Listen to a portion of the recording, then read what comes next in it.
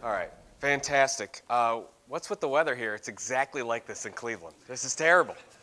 I was hoping for something balmy. First of all, anybody in your households have a disclaimer rule like we do in my family? I'll tell you a little bit about the disclaimer rule. So when my mom giving gifts for birthdays or Christmas or whatever the case was, before she would hand the gift, she'd always say, before I give this to you, I have to tell you something about it.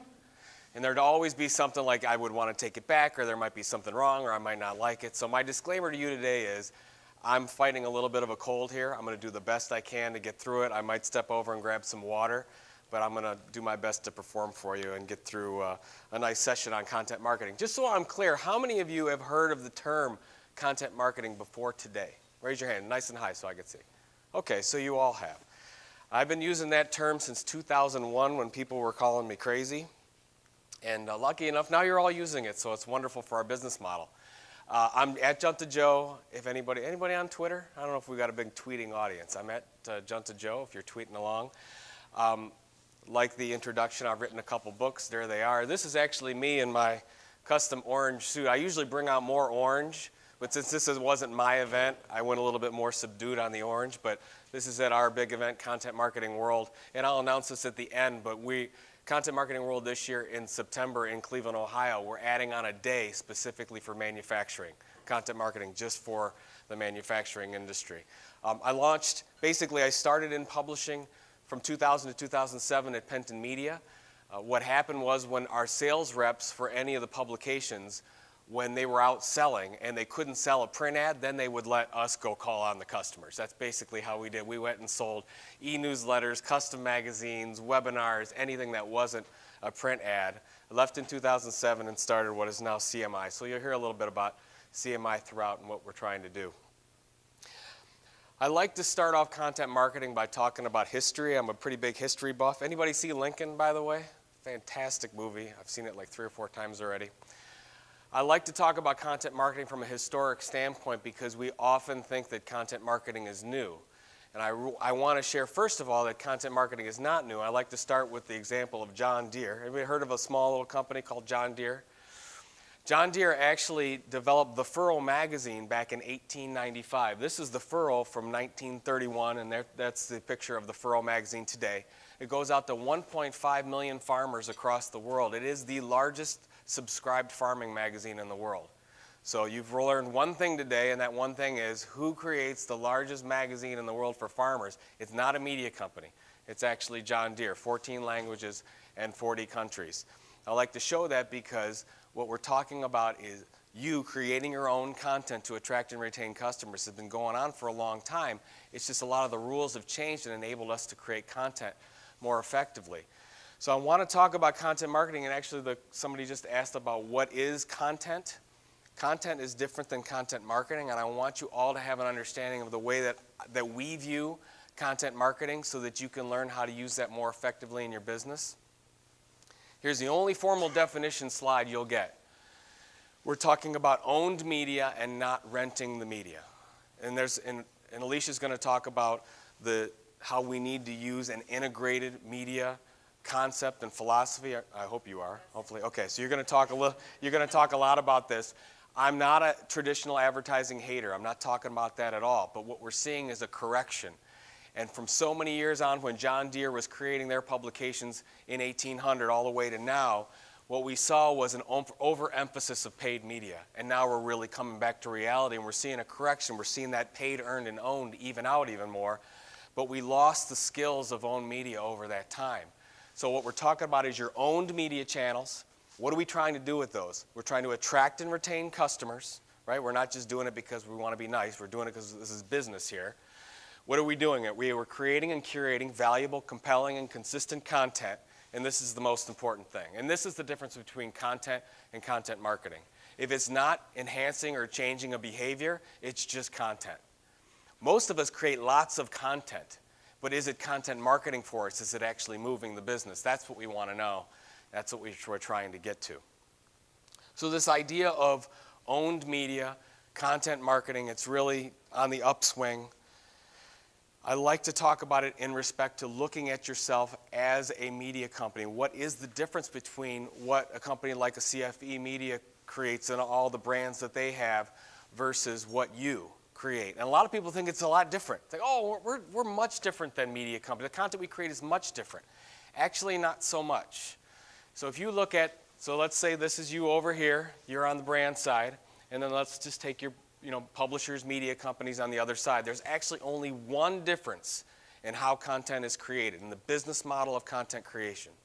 Does anybody want to take a quick guess at what that is? That one thing? If you're wrong, I won't make fun of you or anything, I promise. No guessing? I'm sorry, say that again? External sponsors. You know what? That is pretty darn close. You're getting half of it, so I'm going to go on with that one. Thank you very much. It's how the money comes in. Let's go into this, because it's very, very important on what we're seeing on the changing landscape of what a marketing department looks like.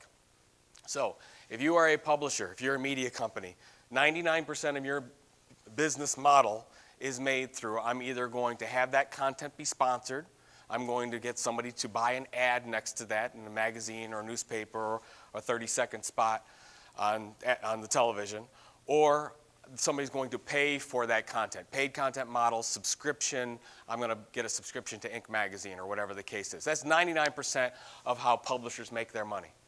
How do you make your money? By selling more products and services in some way, right?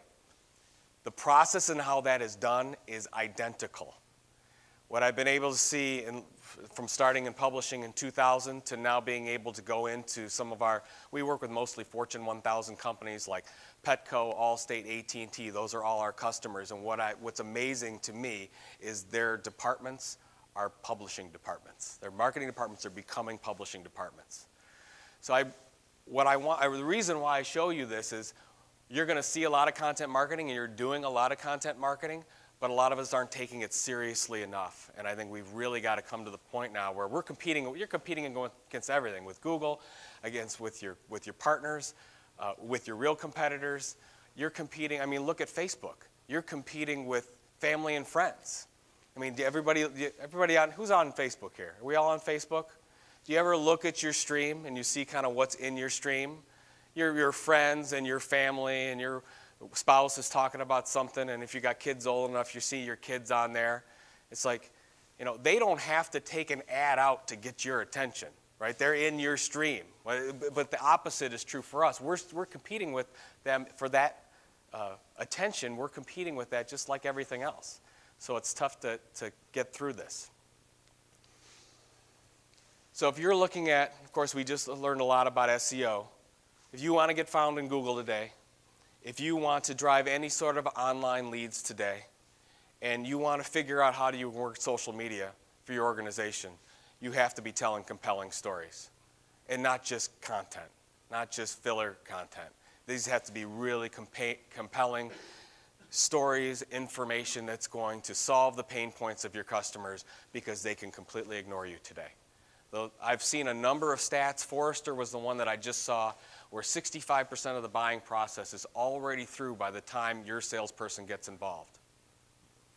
So if you're not in the mix on that 65% from a content perspective, you're probably not even getting your salesperson involved at that point. We've got to create better content, or we're going to miss out on that opportunity.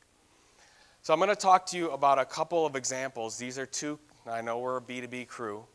I'm going to talk to you about a couple consumer examples, and I'll bring it home, I promise, and talk about B2B at the end. But I want to show you a couple of examples. I think it's really important for the industry. I don't know if you know this very happy gentleman. This is Mr. Jonathan Mildenhall. He is the Chief Creative Strategist for CocaCola. Anybody ever see the movie Jerry Maguire? You know that movie Jerry Maguire? So Jerry Maguire, if you remember the beginning of that movie, Jerry Maguire wakes up in a sweat and has this epiphany that in order to fix the agency, the agency has to have less clients and not more personal attention. Remember what he typed up the blue memo and ran to Kinko's or whatever it was, printed it off and submitted it and gave it to all the employees, and then what was it, like a couple days later, maybe later that day, got fired? Well, Jonathan had a Jerry Maguire situation, except he didn't get fired, he got promoted by doing the same type of thing. And his Jerry Maguire mission statement is this. It's Coca-Cola Content 2020. Who's seen Content 2020? Tom, you've seen it? Okay, 5 of you. All right, so you have a homework assignment. This is 17 minutes of your life. I promise it'll be worth it. There's 2 videos, one's 7 minutes, one's 10 minutes. And what Jonathan goes through, it's actually quite an interesting couple videos that they put on. It's on YouTube, so just type it into Google, you'll find it. And this is a really good slide that shows you what it's all about. What Jonathan is saying is that Coca-Cola has done, and of course it's been an amazing brand for so many years, but he said, look, we cannot market the way that we've marketed over the past 100 years. We have to switch from being excellent at creative to being excellent at content. And he's basically saying their BHAG, their 2020 BHAG is to basically double the amount of sugary drink that they sell by 2020. That's kind of their goal and what they're getting to. And they said the only way they're going to get there is by telling amazing stories that create emotional attachments with their customers. So what they're doing now is they're starting to enact this strategy. So this is a strategy, and they created this back in 07, 08. And now you're starting to see the fruits of that and them really focusing on storytelling. I'll give you one example. There's a lot of examples I could talk about Coke the whole time. This was launched a couple months ago. It's covered in the Journal and the Times. Coca-Cola Journey. And with Coca-Cola Journey, they have 4 full-time and 40 freelance writers to this, creating all kinds of content, video, textual content, infographic content that they feel is going to create an emotional connection with Coke drinkers. So they do sustainability, they do business, they do all kinds of things. Some of it's about Coca-Cola, but most of it's not about Coca-Cola. It's about things that they feel would resonate. The reason why I want to show you this is because when, Coke has, I think, a $4 billion marketing budget of some kind. It's a little one. So they're doing the best they can with that $4 billion. Oh, I moved on there. But they are spending millions on this now. So very small for them. But I could see this is going to shift very, very rapidly. It's going to be interesting to see what happens with Coca-Cola. So, moving on, somebody says, Joe, who does it the best? Who's the best in the world at content marketing? And for whatever reason about sugary drinks, I always have to use Red Bull. And I'll just give you a couple of examples of Red Bull, and then I'll talk about some research, but I think it's really important. Red Bull Media House, I would put up to any media company in the world as to the processes and the journalistic talent that they have associated with Red Bull. And I say this all the time, and I just decided to throw it up here. What's different about Red Bull is that they really believe they're a media company first. And they will absolutely say that. And what you'll see coming out of Red Bull, and you're starting to see it a little bit, you'll start to see so many new products come out because they're not focused on just creating soft drinks or energy drinks. They will start to focus on their enthusiast audience and create products and services focusing on them. So it really widens what they can offer from a product standpoint. A couple things and what they do and some of their properties. Red Bull Content Pool. Anybody see the space jump guy? Amazing that they were able to pull that off. So they own, who owns all that content? Red Bull owns all that content. Well, when media companies want to license that content, they actually go to Red Bull to pay Red Bull for that content. So they're not only getting the exposure of Red Bull, they're getting paid because of the content. So they have 50,000 photos, 5,000 videos that basically traditional publishers pay them to get access to. So this is actually a profit center for Red Bull. They have a record label. They fund independent artists all over the world that really target their core demographics. They have a record label. Their magazine, Red Bulletin, in digital and print, goes to 4.8 million people across the world. And they have all kinds of other brands. I'm just showing you. They got television stations, radio stations, on and on and on. So I'm just showing you this because most people don't realize that, wow, they really are a media company and they've been putting processes behind this for a long time. So this is the future and we're seeing it right now and what Red Bull is doing. All right. So a couple pieces of research. So I've got, and you saw a couple of them in the last presentation.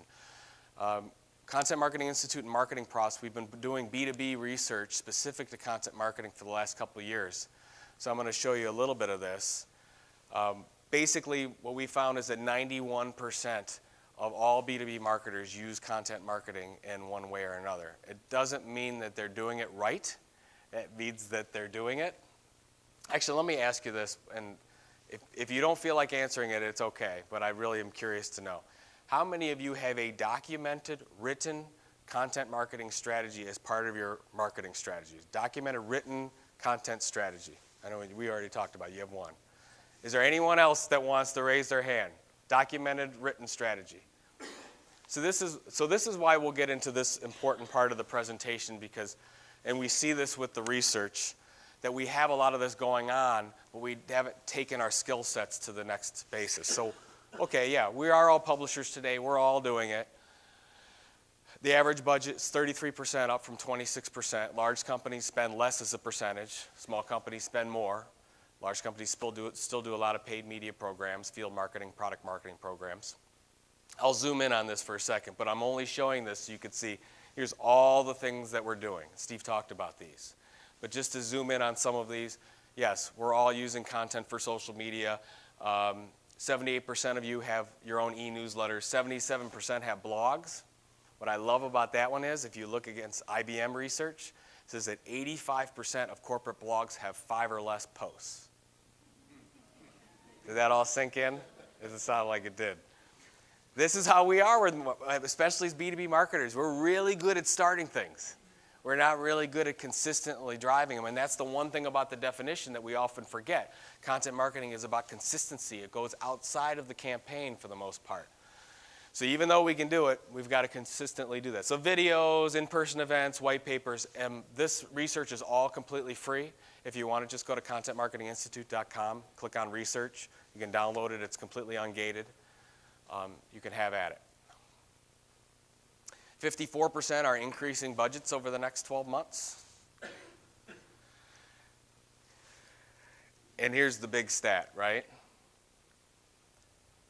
So I always say, what's the definition of insanity? 91% are using content marketing. 54% are increasing their budget over the next 12 months in content marketing. And yet just 36% believe that they're effective, which makes perfect sense. I mean, nobody said 10 years ago that, oh, you were all trained as marketers, but really you should have been trained as publishers. It's really what we need to be. We actually need both today. So this is a problem that we're seeing, and this is a bigger problem. So when you ask what is the biggest challenge, get everywhere I go. Big billion-dollar company, small company, I always say, I need more content. Joe, I got to have some more content. So the two big challenges are producing enough content and then producing the kind of content that engages. So when this came out this year, I was a little bit sad because it used to be just, this was always the number one. Because it is difficult to create engaging content. That's what publishing is. Journalism is not easy to do.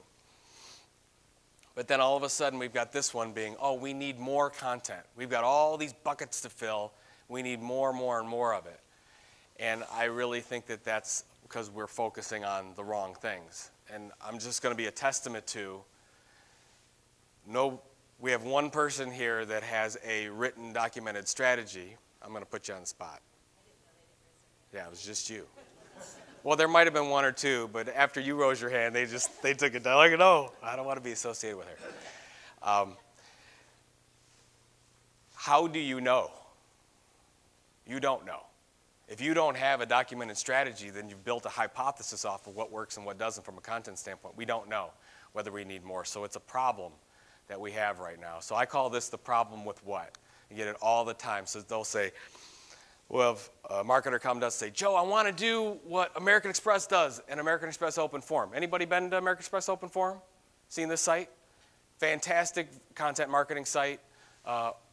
Basically, they drive original and syndicated pieces of content through this site, targeting small business owners. They drive, and they won't say more, but they say as many new credit card inquiries from this site than anything else that they do. And by the way, they fund this a lot. You'll be happy with this. They fund this a lot through advertising.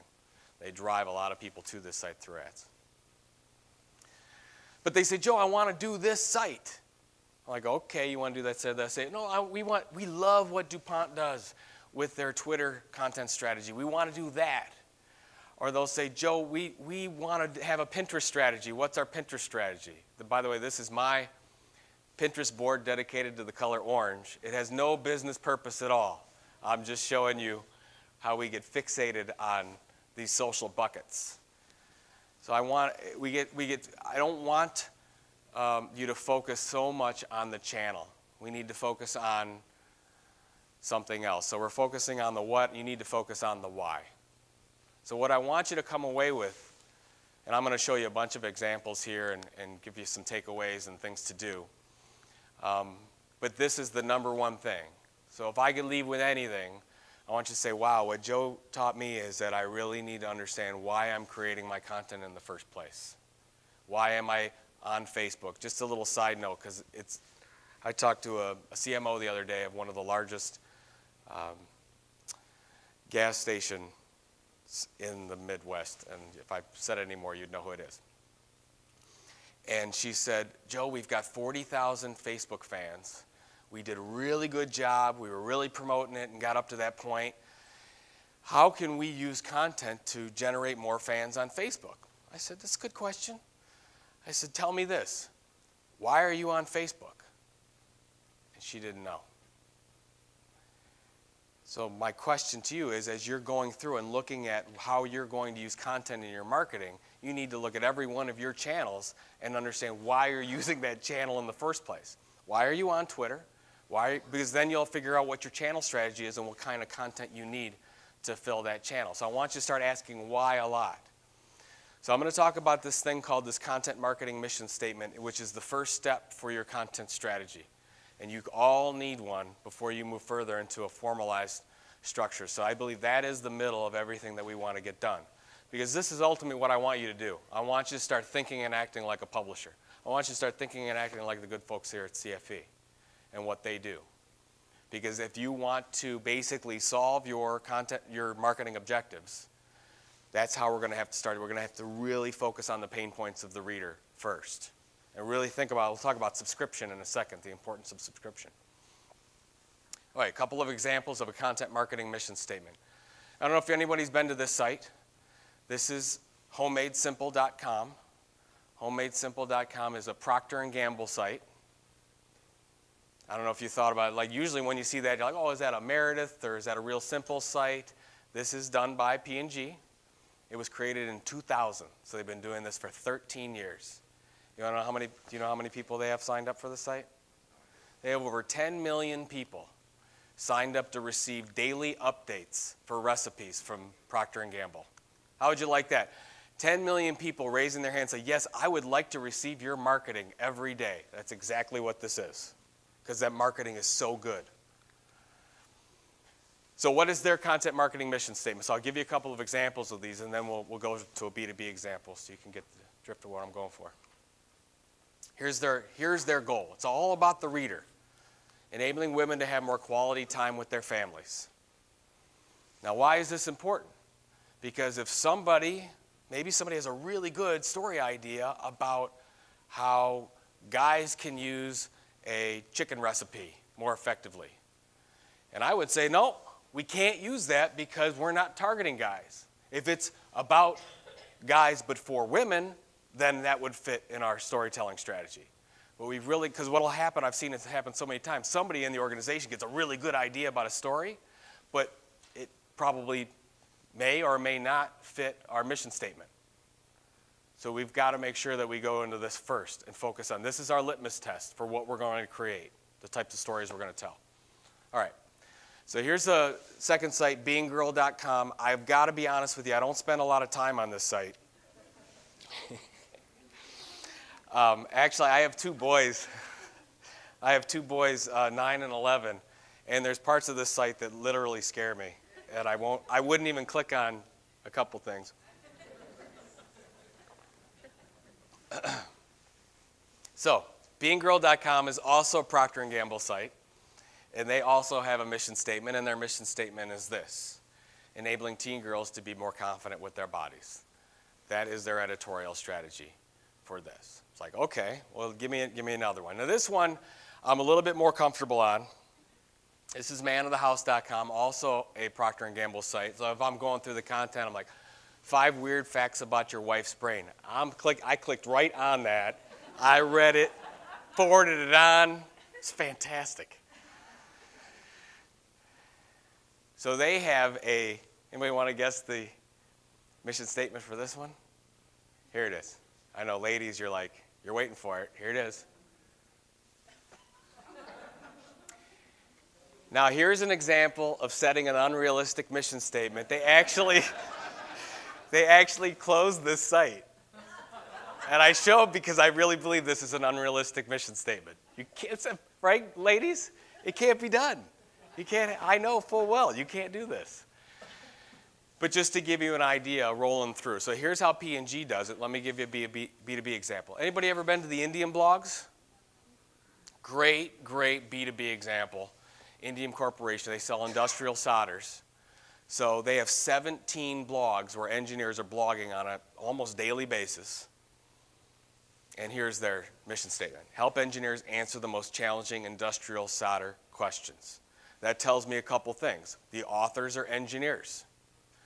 The second thing is, if it's not about industrial solders, I'm not talking about it, right? If it's about something else, that's not what we do.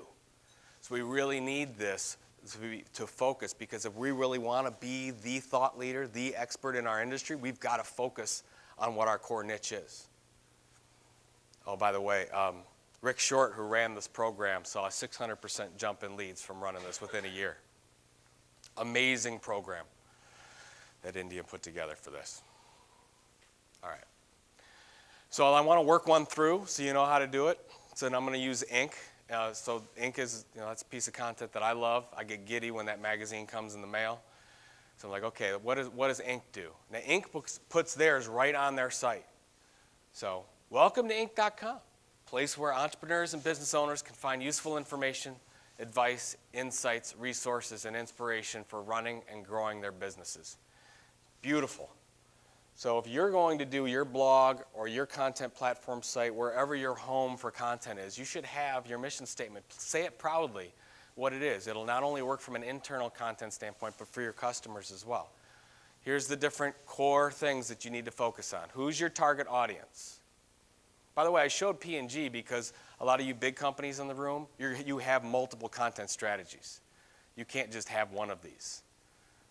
Just like you have different magazines, CFE has different magazines for different targets over different niches. You need to start with one, but this is why this is going to be so hard and get really funky over the next few years, because some of you will have 10, 12 different content strategies, and that's when you'll start to freak out. But don't get there yet. Bring it back home and focus on one that we can do really well. Who's that core target audience? Entrepreneurs and business owners. What's going to be delivered? Useful information, advice, insights, resources. What's the outcome for the audience? Growing a profitable business. You need to think about that, because most of our content, which 99% of the content you have right now, is product-specific content. We need to switch that. I want 90% of your content not to be about you. 90% has to be about them. Because what we've done is we've created all this content and we've shoved it in this very small part of the buying cycle. That's when they want to know about you and about all your products and features. But almost everything else, and then I'll show you the funnel that we use. Almost everything else is not going to be about you. So how do you get involved in that conversation? You have to talk about those things. All right? All right. Any questions about that? All right. So I've got, I think, 4 other examples that I'm going to show you here, just to go through what some other companies are doing. Everybody remember Kelly Services? Old Kelly Girl. Kelly Girl grew up, became Kelly Girl. I'm going to sell you a $2 billion outsourcing program, and that's what they're doing right now. So this is 12 to 24-month sales cycle that they put together to sell big industrial programs to Fortune 500 companies to outsource their workforce stuff. Now, Todd Wheatland is the VP of Thought Leadership there, and Todd uses this program, and he gave us the permission to show this. So he actually for a big billion-dollar company, they have a very small staff. They only have 3 people in their content marketing group. And what he said was, Joe, I'm not going to do 10 blog posts a day. That's just not how we're built. But when we come up with a story idea, and I know, Alicia, you're going to talk a little bit about something like this. So when we do a story idea, I want to create and plan for 20 unique pieces of content from that one story idea. What most of us do is we create a white paper or an ebook or a webinar, and then it'll go well, and then we'll say, how do we repurpose the heck out of that crap? And how do we get it spread out all over everywhere? We figure it out afterwards.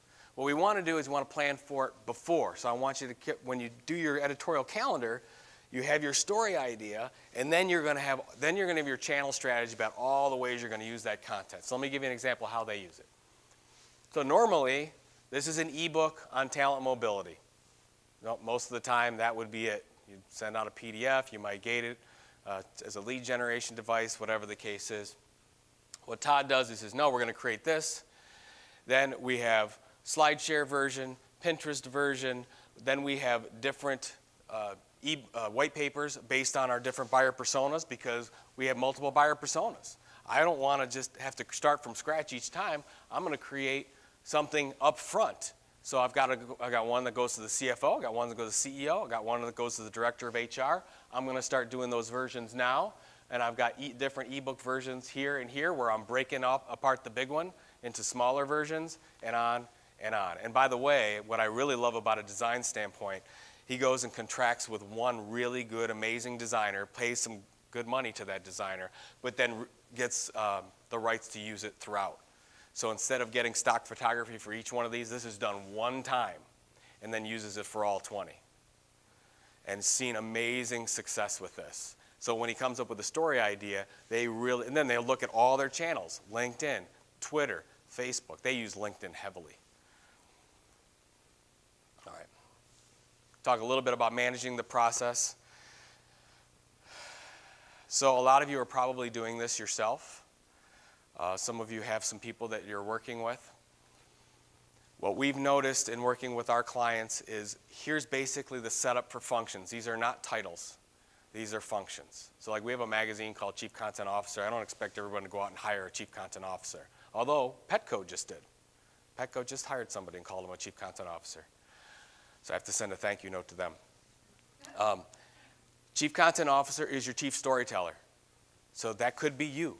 Who's the person that's going to own the story? That content marketing mission statement, somebody has to own that. So that's Chief Content Officer. Then you have the managing editor, which is half storyteller, half project manager. The most important person in the marketing department, in my opinion, right now, is this role right here, managing editor. Makes it all happen. Then you have content producers. Those are the people that make the content look sexy in print or on digital, whatever the case is. Then you have a chief listening officer. Your chief listening officer, hopefully, our content will go out and it will get a reaction. If it doesn't, we've got more problems than this.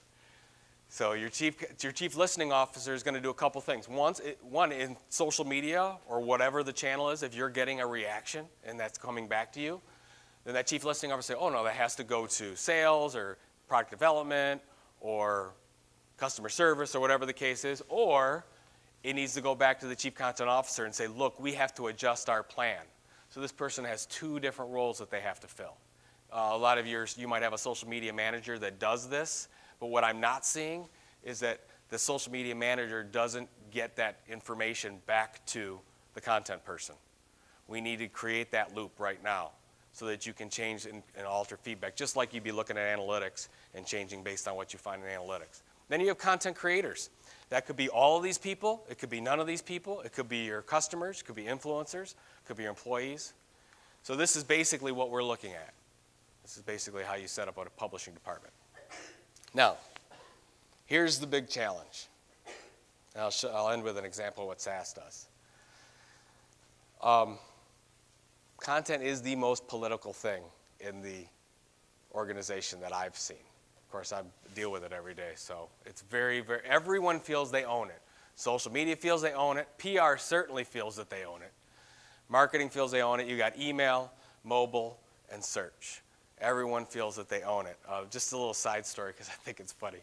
I did an email marketing conference about 9 months ago, and I talked with, this is one of the largest travel companies in the world, and I wanted to know how this person who ran email, and they sent out millions of emails a day, educational, some product promotion, and I asked her, I'm like, how do you work with social media? How do you, because you're both creating content. Do you meet on a regular basis? Do you collaborate with your content? Like, how do you do it? Because I didn't know. That's a lot that they're doing. And she said, I haven't met the person in social media yet, but it's on my list. I'm serious. And that is the rule, not the exception. So what's happening is you're creating content all the way throughout the organization and nobody's talking to each other. I don't have a good way of how to fix this yet except for what SAS has done. So SAS is the largest private technology company. When I talked to the folks over there about how they did it, what they basically did is every one of these groups had a content owner. And every Monday they all met either in person or over the phone for an hour and talked about what they were doing from a content standpoint and how they could work with each other. So I actually had to have human beings talk to each other to figure out what was going on. What they realized is that they were duplicating so much content in the organization. They were working on the same stuff just with a little bit different take, and now they were able to work with each other a little bit more and do some amazing things. All right, so I would use some kind of collaboration between those leaders from a content standpoint. All right. Leveraging employees. How many have employees that are creating content right now? Okay. Does it scare you? I talked to a CEO the other day. Says they ban all the social media. He says, I'm not letting my employees generate any kind of content. We don't even want to let our customers see them. I said, you might have a training problem, not a content problem there. Talk about one example of how this was done really well. This is one of my favorite examples, OpenView Venture Partners out of Boston. They're a venture capital company. And I talked to Scott Maxwell, this is back in 2009. Scott calls me up. Here we go. So Scott calls me up and says, Joe, we're doing things the way everyone else in our industry is doing them. I want to create content. I want to be thought of as the thought leader in an industry. I think we can generate leads better, but I don't really know how to do it. And so we went and worked with Scott. And what we realized when we did a content audit, because we really had to figure out, like, what are we doing now? And where is the content at? Where is the expertise at in the organization? What are the pain points of our customers? We had to do all that first to figure it out. What we realized is that all the expertise in his organization was in employees. Because what would happen is, if there was a customer or a prospect, I'm like in your way? No, do you want me to stand over here a little bit? I'm sorry. You keep moving back and forth, I just saw that. When somebody had a problem and they were going to OpenView, they'd call up and say, hey, I need to meet with so-and-so or need to meet with some expert in operations, and that individual would come in, meet with the other individual at OpenView. They would have some kind of either a phone call or in person or email back and forth. Their problem would get solved, really good quality information, and then that would be it. It would go away. And what we realized by looking at all this, like, oh my gosh, we have this amazing treasure trove of content, and we're only using it at one time, and we're never leveraging that again. So what we realized was that all these people, if we could come up with a process, they had all that expertise already. They were already answering all our customers' questions, but we needed to get that out and promote that. So what we did was we reached out and said, how many of you people would actually like to blog? So this is all self-selected. We started with about 10 that really wanted to start, really wanted to blog. And this is what they did that was genius that a lot of other companies didn't do. Most other companies I've seen do this, they say, no, here's the process. Here's when we want the content. Here's the date. We have to have it in the CMS this way, or you have to have it just in the Word document just this way. And the way that Scott did it said, look, I don't care how you get us the content. Tell us what's easiest to you. So they assigned a managing editor. They called it a content marketing director. And they basically went to the individuals and said, they either did video Q&A. They did Q&A back and forth in emails. They did get me whatever content you can get me, and we'll take it and we'll start editing it. Because it wasn't their responsibility to tell the final story. It was their responsibility to get the raw content. That's what they needed. And then they had a managing editor on staff and a proofreader besides that that would help shape that story into shape and really get that moving. So that's what they did. They launched this OpenView blog. By the way, they did it with hardly any money at all. Basically just the positions time, the internal time to do that. Launched it into this OpenView Labs. This is their content platform, like Homemade Simple and Being Girl. This is their site, which is, I would put up against one of the best resources that they target basically technology entrepreneurs looking to get funding, take the next step in their business. This is one of the best ones in the business. I'd put it up against anything. They have over 1,000 pieces of content on this site, and the results of this,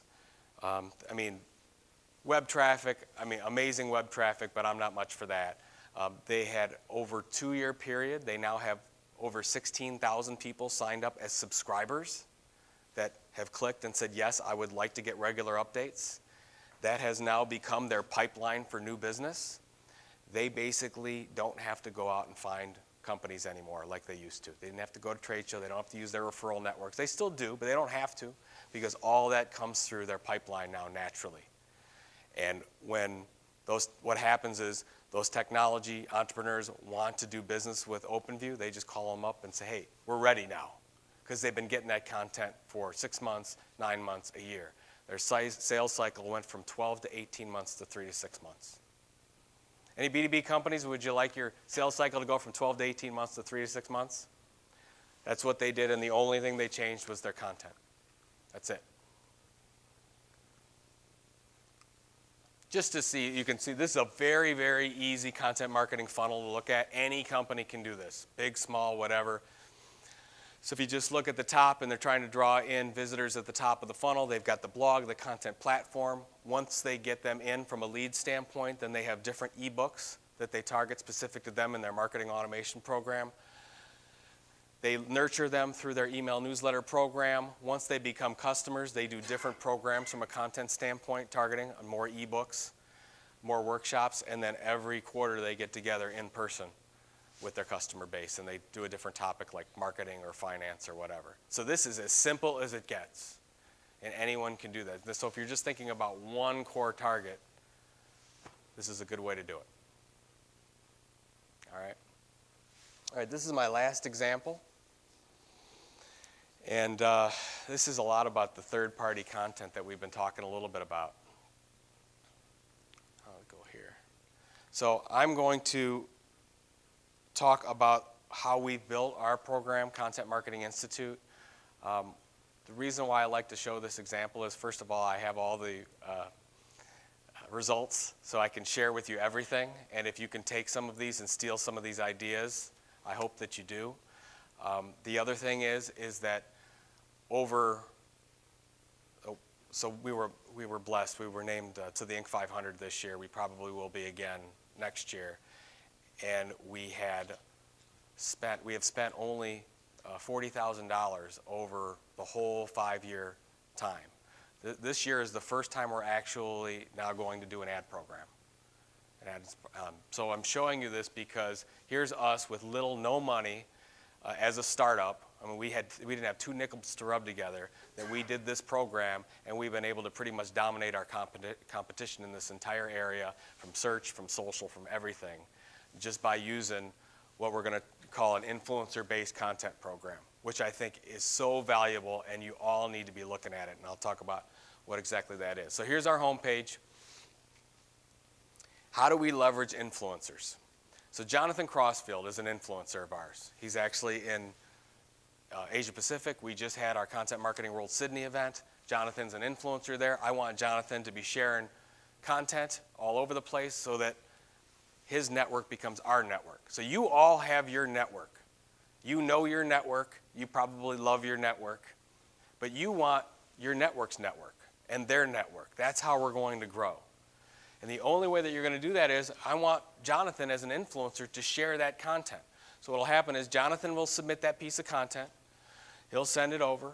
And then we have somebody, our process goes through, we have somebody that reviews that title, We have a person. I have one person that all they do is they look at titles for blog. That's how important titling is. And then I have somebody that edits it, and then we have a proofreader. Because what I want is I want Jonathan to see this published piece of content, and I want him to share it. If Jonathan doesn't share it with his network, then we've failed, because we're trying to grow out our network. We used to have all kinds of different calls to action on our page. Everything, I was selling everything. I mean, I'm sure you guys have, I don't know, around your content or your blogs or whatever that you have, but you selling your products, you show what you have. Most companies that we talk to, they're selling everything around their content. What we realized is that what works the best is we want a content offer from our content. That will absolutely be the best from a conversion standpoint. And we removed everything else that we could. We still do have some advertising on here. But what I want them to do is I want them to sign up and become a subscriber. Because we're talking about owned media channels. That email subscription is crucial. It's so important. It's nothing wrong with Twitter, nothing wrong with Facebook or LinkedIn. Those are all important subscriptions. But you don't own those. LinkedIn owns those, and Twitter owns those, and Facebook owns those. And they could turn those off, and they might keep them going. That's great. I still want to focus on those. But the one that I can own is email. That's what I want. So I want to drive everything there. Does anyone use a pop-up on their site? Use pop-up? So as a user, I can't stand pop-ups. Anybody like pop-ups? Don't you hate it when you get hit with a pop-up? As a publisher, I love pop-ups. Can't get enough of pop-ups. We use WordPress as our CMS system, and this is Pippity.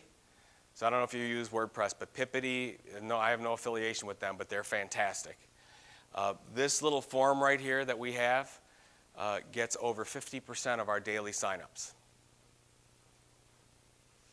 And we really are focusing on, because we're about 100, 150 subscriptions a day now, up to. And we're really focused, because what we found is that all the magic happens from social sharing happens from email.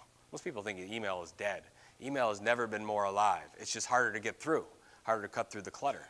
But the ones that really love your email, they really engage it. We're seeing some really high open rates, upwards of 40% in some cases, on some of our daily emails. And as soon as that goes out, then we see the social sharing. Then it really, really takes off.